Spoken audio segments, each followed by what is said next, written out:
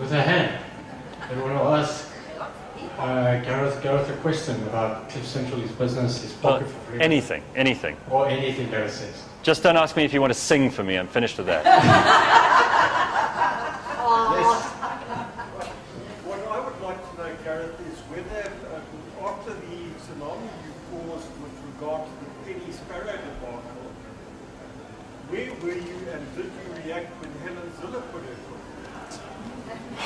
I don't say very much on Twitter anymore. We said quite a lot on the show. You know, we live in a country where there are sensitivities. Some of those sensitivities are totally justified, and it would be remiss of me to not take care to be sensitive to people who have a very good reason to be suspicious, angry, and upset by what people say.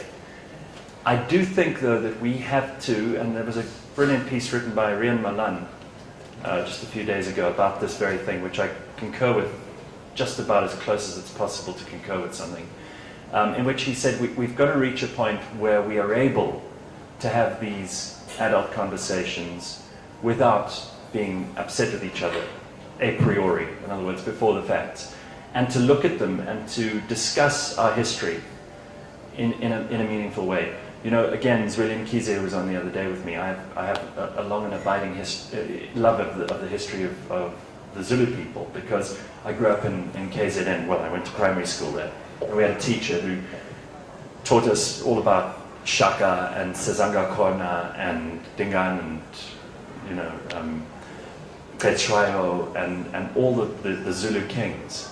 And I started my interview with Zweli Mkhize, and for about 15 minutes, because we can talk as long as we like on Cliff Central, we don't have commercial breaks and news and sport and traffic and all the shit you don't want to hear to get to. So we talked for 15 minutes about Zulu history and the history of the Mkhize clan. And I said to him, you know, I do wish more young people, just like you wish they would read, I wish they would read more history. Because we have such an extraordinary treasure trove of history in this country to explore.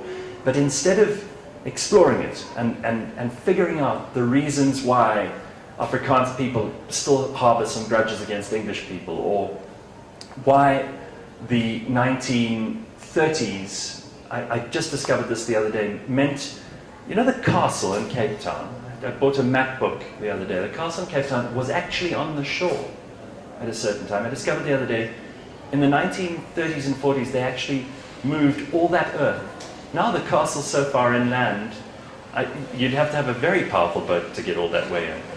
But these kinds of things, I think, inform us about how much has gone into building the country that we live in now. And if it were just as simple as the politicians want to make it seem, that we're binary, that we're diametrically opposed to each other, that it's always about black and white, usually forgetting the Indians and the Coloureds and the Chinese and all the other people who are part of our society, because they are often written off. You know, I interviewed Fatima Mir's daughter, Shamim, the other day too, who told me some fascinating stories about her mother. And if we bothered to pay attention to these things and we were actually interested in each other, we'd have much less reason to fight about things. And perhaps reading Helen Zille would be, well, that's Helen Zille's opinion. That doesn't mean that's me. And it isn't necessarily a reflection on whether I'm a successful, unsuccessful, or useful or not useful human being. I do think there are certain things that you can be perhaps a little more circumspect about. I've made many mistakes. I've tweeted things that were unnecessary.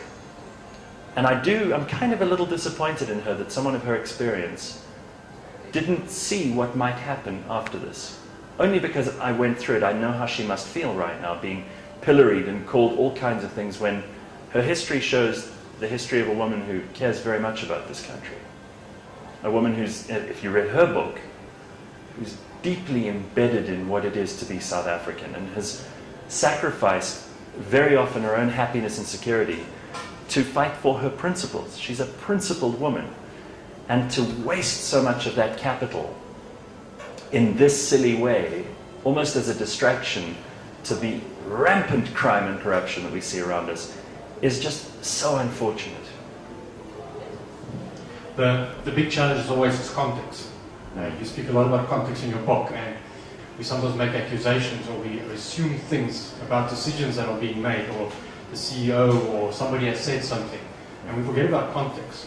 And I think the question that we're not asking enough is why. Why do people say that?